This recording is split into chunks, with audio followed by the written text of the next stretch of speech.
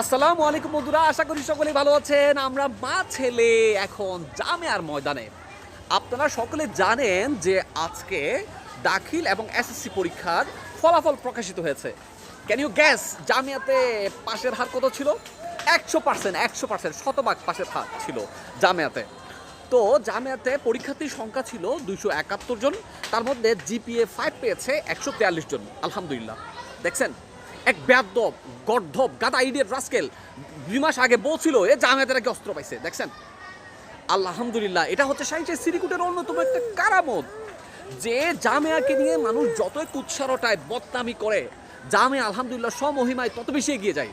ওই বেয়াদবটা যখন বলছিল জামিয়াতে অস্ত্র পাওয়া গেছিল, জামিয়াকে নিয়ে যখন বদনামি করছিল, ঠিক 1 সপ্তাহ পরে জামিয়া সারা বাংলাদেশে ফাজিল পরীক্ষায় প্রথম স্থান অধিকার করেছে।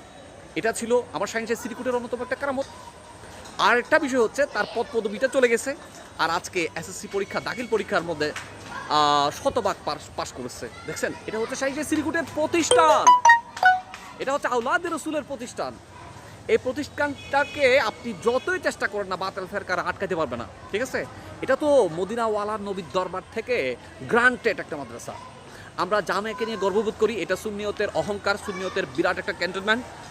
তাছাড়া বলা যায় যে জামিয়া হচ্ছে সারা বাংলাদেশের সর্বশ্রেষ্ঠ মাদ্রাসা।